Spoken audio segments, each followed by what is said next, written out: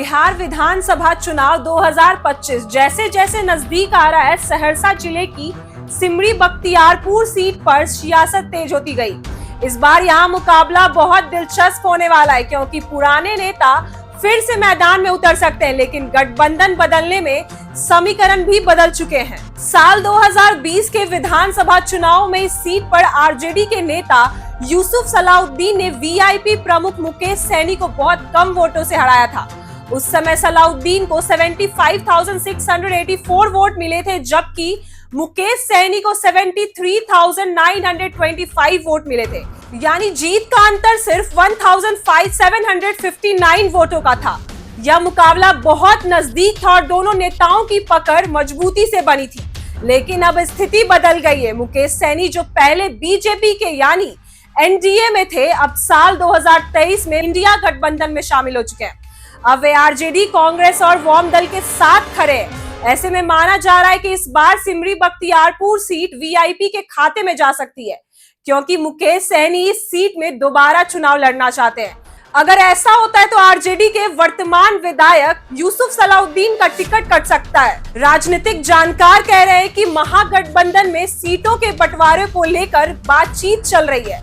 अगर वीआईपी का यह सीट मिलता है तो आरजेडी को इस सीट को छोड़ना पड़ेगा। ऐसे में सलाउद्दीन के समर्थक नाराज हो सकते हैं, क्योंकि वे इस क्षेत्र में लोकप्रिय नेता से माने जाते हैं और उनका अच्छा खासा जानादार है। वहीं दूसरी तरफ एनडीए को इस सीट पर अपनी नजर बनाए हुई है। खासकर जेडीयू इस सीट पर फिर से कब्जा करना चाहती है, क्योंकि 2005 से 2015 तक इस सीट पर जेडीयू का ही कब्जा रहा।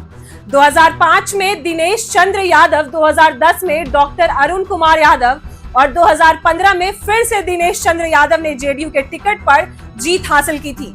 अब जब वीआईपी गठबंधन से बाहर हो गया है तो जेडीयू इस सीट से फिर से मैदान में उतर सकती है। मुकेश सहनी इस बार नई भूमिका में होंगे। पिछली बार वे बीजेपी के साथ थे, अब आरजेडी और कांग्रेस जैसे दलों के साथ है। उनके पास निषाद समुदाय का अच्छा समर्थन है और अब वे दलित पिछड़े समाज में भी अपनी पकड़ बढ़ाने की कोशिश कर रहे हैं। अगर उन्हें महागठबंधन से टिकट मिला तो वे फिर से चुनावी मैदान में उतर सकते हैं। अगर यूसुफ सलाउद्दीन को टिकट नहीं मिला तो आरजेडी के वोट बैंक में बिखराव हो सकता है। ऐसे में महागठबंधन के लिए यह फैसला आसान नहीं होगा। उन्हें यह सोचना पड़ेगा कि क्या सहनी को टिकट देकर चुनाव में मजबूती मिलेगी या सलाउद्दीन को दोबारा मौका देना सही रहेगा।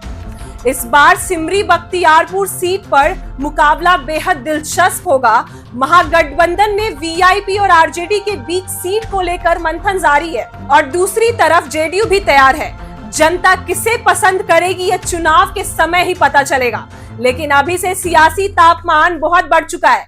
यह सीट एक बार फिर पूरी बिहार की नजर में है और यहाँ का नतीजा कई पार्टियों की दिशा तय कर सकता है।